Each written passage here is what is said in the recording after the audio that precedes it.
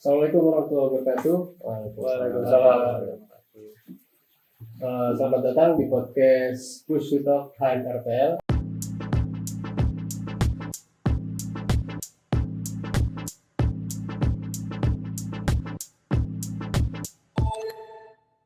Di sini kita udah bersama Bang Hadi, selaku narasumber dan menjabat sebagai apa, Bang?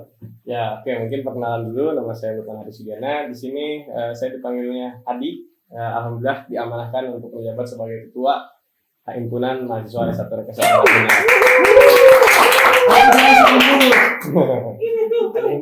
Ada Fahim.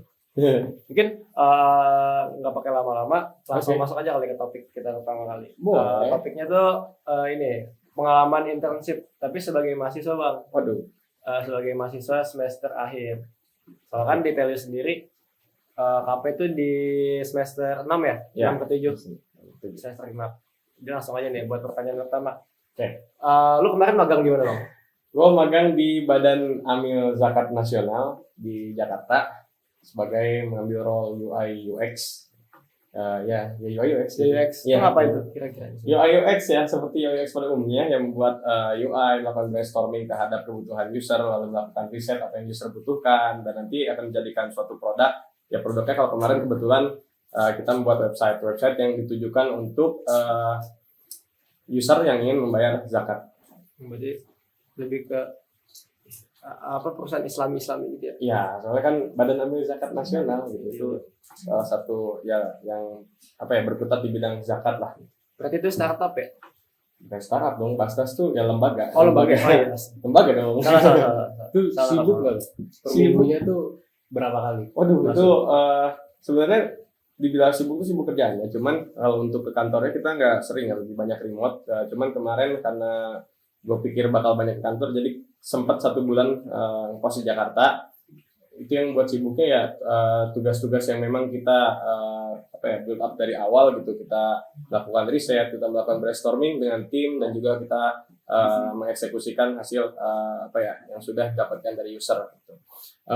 Mungkin kesibukannya ya banyak revisi, karena mungkin di Basnas sendiri waktu itu kebetulan belum ada divisi atau soal UI UX, jadi kita baru pertama kali yang ngurus UI UX di Basnas itu sendiri. Jadi kayak dari mereka pun belum siap, kayak project manajernya, desain produknya masih ngawang-ngawang lah gitu. Kita harus ngerjainnya kayak gimana, terus kayak mereka melakukan pengawasannya bagaimana, itu masih belum seperti startup yang memang sudah pernah melakukan riset UI UX. Gitu. Tapi lu nggak sendiri dong, pasti ada tim. Nggak, ada tim. Berapa orang? Bertiga sama Adam, sama Ramadan juga mungkin nanti kalau nonton disebut ya. Oke, lanjut. Karena kita kan masih semester 5 nih, dapat KP. Kira-kira apa sih ilmu yang harus kita persiapkan gitu? Ilmu yang harus dipersiapkan, mungkin pertama-tama ini kalau misalkan kita ambil konteks serius ya, ilmu yang sudah dipelajari di software engineering ini, misalkan seperti ya back end, front end, entah itu QA, entah itu UI UX, ya mencakup itulah gitu. Mungkin ada ilmu lain yang harus kalian persiapkan, yaitu ilmu komunikasi. Agar apa? Agar dapatkan orang dalam. Ya, orang dalam kan jadi mempermudah gitu. Kayak kalian, saya Punten, saya boleh ikut magang di sini kayak kalau kenal. Kalau misalkan nggak kenal kan, ya secara resmi harus diberikan gitu. Tapi orang dalam pun ya cuman ngebantu kalian untuk kayak mengarahkan harus kemana nih kita memberikan dokumen-dokumennya gitu. Nggak menjamin kalian ada orang dalam bisa diterima. Soalnya ya mereka juga lihat kemampuan kalian juga sih sebagai mahasiswa. Bedanya sama mentor apa? Sama mentor gimana? Kayak kan lu ada mentor nih, lu KP, apa lu dilepas gitu aja? Kalau gua ada mentornya, cuma mentornya tuh enggak kayak setiap kita kerjain mereka mengawasin, enggak. Jadi kita per minggu ada kayak report lah, lebih ke report apa yang sudah kita kerjakan, dan mungkin kita menjelaskan hasil dari riset dengan user, terus hasil apa yang sudah kita buat, produknya seperti desainnya, prototipenya, kayak gitu. Nanti dari mereka misalkan ada tidak sesuai dengan apa yang mungkin perusahaan inginkan, ya mungkin nanti direvisi. Itu sih yang kemarin bikin sedikit agak sibuk. Ini mungkin pertanyaan yang paling gua penasaran sih. Kalau Lu dapet gaji nggak kemarin? Kemarin alhamdulillah enggak. Jadi ya magang pada umumnya ya mungkin kalau perusahaannya baik ngasih bukan gaji ya lebih tepatnya uang kuota atau uang transport gitu ya. Akomodasi. Dapat Enggak juga. Oh. cuman alhamdulillah gue setelah beres magang dapat kontrak kerja gitu ya, jadi ya gajinya di situ mungkin. Mungkin kalau nanya nih pas magang tuh lu di hari pertama ngapain tuh bang? Di hari pertama magang tuh? Hari pertama ya begitu masuk ya kita biasa perkenalan sama, kalau di sana kan ada yang namanya direktorat gitu, sama orang-orang yang ada direktorat. Terus kayak dikasih tahu nih role UI UX ini yang dibutuhkan oleh perusahaan, kayak waktu itu Basnas kita membutuhkan ini untuk memperbaiki website apa aja ya mereka jelaskan gitu. Dan juga diperkenalkan dengan siapa pembimbingnya, siapa nanti yang bakal nge-mentorin kita kayak gitu sih. Rata-rata gitu mungkin kalau di saya kayak gitu. Itu kan perkenalan nih. Gue suka denger nih kayak misalnya lu ketemu sama senior, bukan senior sih di sana, senior ya. Pokoknya senior kayak suka julid gitu, suka ngomongin itu gimana? Ada nggak di sana? Kalau di sana kayaknya enggak sih, karena lembaga Islam gitu kan ya, pasti mereka punya norma-norma etika yang mungkin lebih dikedepankan lah gitu dibanding startup lain gitu. Jadi lebih dijaga akhlaknya ya, haditsnya lebih dijaga. Lebih dijaga. Terus kalau misalnya nih, lo kan pasti KP ada waktu kosong gitu kan, kayak nggak setiap hari, setiap waktu lu ngerjain project yang lu kerjain tuh ngapain tuh misalnya? Tidur sih, tidur ya, istirahat ya, kadang main game juga, kadang waktu itu karena sebulan Jakarta ya kita sama teman-teman, gue sama teman-teman ya jalan-jalan gitu, nge-explore kayak gitu, menikmati macetnya kota Jakarta kayak gitu. Oh di Jakarta? Iya di Jakarta waktu itu. Di mana ya bang? Di daerah Jakarta Timur, Matraman. Oh Matraman. Dekat Bekasi berarti ya? Iya, dekat Bekasi emang. Kosan kita aja cuma beberapa kilo dari Bekasi, 10 menit lah ke Bekasi. 10 menit ya? Iya. Panas nggak sih? Bekasi. Minggu pertama itu pengen pulang. Beda banget. Lu pasti mandi 3 kali sehari? Lebih kayaknya. Gua tuh bisa sampai 4 kali. Bahkan kalau misalkan kan ya haus gitu, minum tuh nggak kayak di sini begitu minum udah seger gitu. Kalau di sana kayak apa gitu yang kurang, butuh es. Yang butuh es. Terus ya udah nggak mandi sih jatuhnya, kayak mandinya yang pakai sabun sekali, 3 kalinya ke kamar mandi, ember tuh air di ember ya bisa siram aja gitu. Buat biar basah aja gitu. Ya kadang ya teman kosan gue marah-marah gitu karena gue nggak kuat panas ya. AC itu 24 jam, dia protesnya ini listrik jadi mahal kayak gitu. Itu lu nggak kos? Nggak kos waktu itu.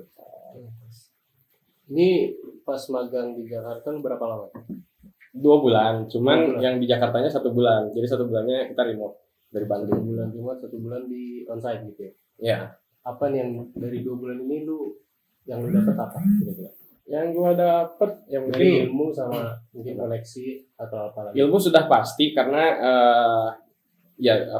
kita kesampingkan dulu yang tadi kurangnya ada pengawasan segala macam, mungkin karena memang pertama, tapi kita diberikan course gitu untuk belajar yang mana sesuai role. Jadi waktu itu gue dikasih course untuk belajar UI UX gitu, dan itu cukup membantu juga gitu, hal-hal yang tidak diberikan di kita di perkuliahan itu ada di sana gitu, meskipun materi-materinya ya menggunakan bahasa asing, tapi itu bener sih jauh lebih mendalam lah dari yang kita pelajari di kuliah. Itu sangat membantu pada saat jalannya pengerjaan proyek yang waktu itu kita jalani. Kalau dari koneksi nih, lu banyak koneksi nggak nyampe sana? Koneksi alhamdulillah, jadi ya punya koneksi untuk kerjaan. Makanya itu kan setelah gue beres magang itu dihubungin lagi untuk membantu mereka, cuman di pekerjaan yang berbeda sebagai volunteer tenaga ahli animasi. Itu beda direktorat, karena sebelumnya direktorat keamanan data dan informasi digital.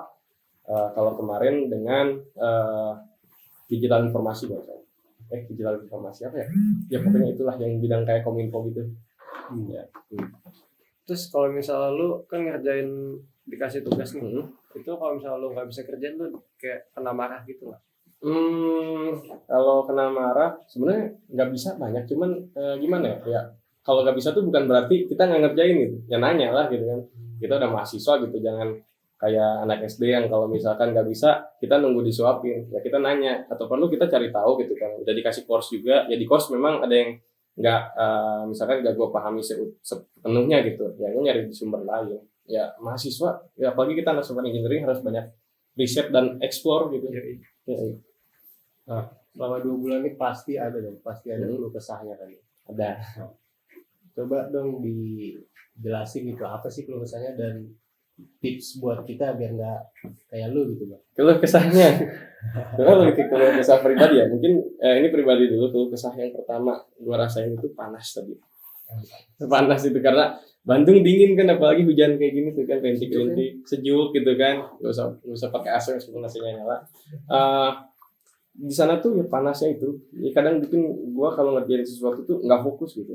Nah itu, tapi kalau misalkan dari segi apa ya, pengalaman atau kesalahan waktu ngerjain apa KP itu ya mungkin lebih ke teamwork sih. Jadi kita ada briefing, tapi kadang pemahaman kita beda-beda yang mungkin kita beda paham gitu. Tapi perselisihan-perselisihan kayak gitu ya lumrah lah gitu kalau misalkan di pekerjaan gitu kan, pasti ada lah perbedaan pandangan. Ya gimana cara kita menyelesaikannya, ya kita diskusikan gitu. Banyak diskusi aja. Dan untuk kalian yang mungkin nanti tahun depan atau semester depan magang, ya itu dengan tim kalian harus banyak diskusi, harus banyak nanya, harus banyak yang nge-explore lah ilmu yang memang kalian ingin perdalam. Ya bukan cuma pas magang, tapi sekarang juga kalau bisa. Terus kalau magang kita harus ada berhubungan nggak sama jurusan yang kita ambil itu? Oh, kalau misalkan magang apa dulu nih? Kalau misalkan magang pribadi ya nggak masalah. Pribadi gitu. Enggak Kan kalau di semester 6 ini kan harus RPL kan? Ya, RPL. Tapi kalau misalnya emang kita nyoba gitu, itu gimana? Enggak juga sih, karena kerjaan gua sekarang juga ya nggak sebagai nggak ada relevansinya dengan jurusan ini gitu. Itu kerjaan lo? Gua itu ada di startup ya sebagai animator atau asset maker, digital asset. Ya, animator. Di Bastas juga sebagai ya animatornya. Waktu itu kemarin diberikan project bulan pertama itu pembuatan animasi. Jadi ada manual book ya kan, kalau misalkan aplikasi. Nah, penggunaannya itu dibuatkan how to use yang per episode gitu. Misalkan cara kita login, cara kita menggunakan ini, fungsinya buat apa. Itu udah disajikan dalam bentuk animasi. Oh, keren juga. Startupnya namanya apa dulu? Startup. Oh, itu namanya Amplop Duit. Jadi itu startup yang menjelaskan soal digital finansial gitu. Kayak financial report atau catatan finansial lah untuk kayak kita anak muda nih yang banyak jajan tapi lupa untuk menyimpan uang gitu. Nah, itu kayak ada beberapa metode yang kita sajikan kalau sekarang lewat animasi. Jadi informasinya kayak misalkan beberapa metodenya, diantaranya metode Kakeibo, gimana cara kalian membagi uang dengan metode tersebut, ya seperti itulah. Terus lu kan sibuk di animator nih. Ya. Itu gimana? Lu RDRPL juga, tapi animasi juga, itu ada korelasi nggak sih di situ kayak? Korelasi ya. Hubungan di antara dua itu. Sebenarnya kalau yang gue rasain sejauh ini nggak ada sih ya korelasinya, tapi mungkin lebih ke kepekaan kita terhadap tools yang dipakai. Kalau dari gue kayak ini kayaknya kurang cocok karena beberapa kali ngerjain UI ya, coba kalau misalkan si UI-nya dibuat gini gitu biar kita nganimasinya lebih enak. Paling lebih ke itu aja sih, kepekaan terhadap tools yang dipakai gitu, kayak user interface-nya kayak gitu. Tapi kalau ada korelasinya kayaknya enggak deh, enggak sama sekali. Tapi bisa nggak sih kayak lo kan animator nih, itu belajarnya otodidak apa gimana? Belajarnya kebetulan gue SMK multimedia. Oh, lo SMK multimedia? SMK multimedia. SMK ya? Ya, jadi ya gimana ya sebenarnya mungkin udah dapet passionnya di SMK, begitu masuk sini awal-awal emang kayak punya problem sama struggle-nya itu ya ngerasa salah jurusan kayak gitu kan. Cuma kesini ya sebisa mungkin ngikutin gitu pembelajaran. Ya jangan sampai ngulang gitu ya, alhamdulillah bisa. Tapi kalau untuk terjun langsung ngambil kerjaan kayak front end, beberapa tugas juga gue ngerjain front end itu masih belum pede aja sih gitu, lebih pede skill waktu SMK gitu. Iya. Tapi kenapa lu ke RPL gitu kan, sedangkan SMK lu di SMK kan lu multimedia nih. Iya. Pilihan lu apa tuh Bang? Sebenarnya gue udah keterima di KP. Di awal tuh iya, cuman waktu itu dikasih tahu sama guru desas-desusnya katanya bukan susah sih karena dia alumni sini juga, katanya tugas akhirnya tuh susah kalau pengen ngambil perfilman karena kebetulan waktu itu pengen ngambil perfilman gitu. Itu harus ada standarisasi yang bisa masuk bioskop, ada biayanya segini. Nah dari situ kayak gak tau gue stres sendiri kayak gitu, duit dari mana gue mau ngerjain TA semahal itu. Sama ada lagi satu kendala lah di soal warna gitu. Nah yang bikin akhirnya gue mikir nih mau kemana. Terus waktu itu pengennya ke MBTI bisnis, ya pilihan pertama itu. Cuman nggak tahu nyantolnya di RPL. Ya nggak apa-apa lah, rezekinya di sini gitu ya. Pikir ke masa depan nih, lu kan udah jadi UX tuh, internship. Sekarang lu animator, startup. Lu ada prospek kerja nggak? Ke depannya mau kemana ya? Prospek kerja pengennya ke UI UX researcher sih, soalnya emang tertariknya dari awal ke situ, atau mungkin front end developer juga, back end juga sekarang lagi nyoba-nyoba. TA kebetulan gue ambil back end yang emang gue sendiri sebelumnya belum pernah kayak memperdalam, tapi ya nyoba aja gitu biar makin banyak ilmu lah. Untuk prospek kerjanya ya UI UX atau enggak jadi ya wirausahawan, soalnya kebetulan ya gue sama teman-teman gitu punya ada PT gitu, jadi pengen ngembangin itu juga gitu. Di bidang apa PT-nya? PT-nya tuh sejauh ini ya namanya PT Gading Pradipta, itu di namanya tuh commodity supplier. Cuman sekarang ya pemenuhannya kayak kita jadi vendor seragam sekolah kayak gitu sih sejauh ini. Ya mungkin kedepannya pengen dikembangkan. Gue sebenarnya ada dulu project juga namanya Olut gitu kan. Ya, itu mungkin sekarang kita hold dulu karena kesibukan masing-masing, sama mungkin pasarnya belum kita kaji harus kemana kita masuk. Sama mungkin pengen digital advertising juga sih, sama mungkin jasa-jasa kayak video atau foto kayak gitu. Pernah sempat sih itu namanya Soca. Cuman nanti kita lagi digodok lagi, kita lagi nyari orang juga gitu. Kebetulan sekarang lagi nyari. Itu ngomong-ngomong soal Olut, itu tim dari kelas lu sendiri bang? Olut itu ya waktu SMK, jadi kita ya sekelas selama 3 tahun gitu. Begitu lulus ya kita waktu itu ngeliat tren baju-baju kayak distro lagi naik kayak. Kalau di Bandung tuh Asbul, Smith, terus kayak Erigo juga. Nah kita jadi kayak terinspirasi nih, kenapa kita nggak bikin kayak gitu juga gitu kan, brand gitu. Apalagi kita punya skill design gitu.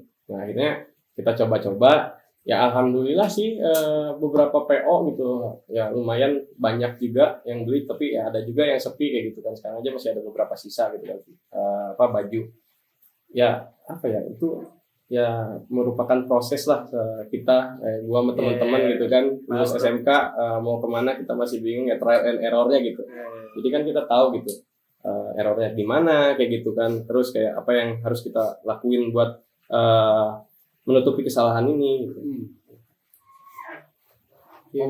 Ngomong-ngomong soal magang dulu ini, mungkin lu bisa ngasih pesan-pesan gitu buat penonton kan, ini kan audiensnya nih dari RPL juga nih. Ya kira pesan-pesan yang mau magang juga nih. Oke, mungkin pesan lu gitu.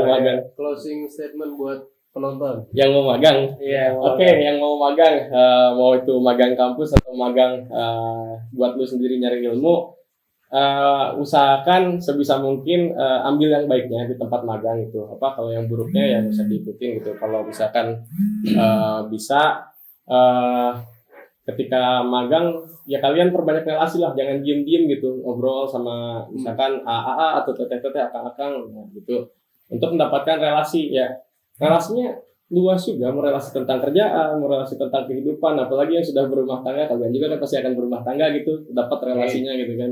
Ya ya jadi ya itulah gitu, banyak juga pengalaman gue yang ngobrol sama satu tim isinya bapak-bapak yang kalau ngobrolin anak udah gimana gitu, udah bisa jalan atau belum, ya kan gue belum punya anak, bingung kadang-kadang itu obrolannya apa.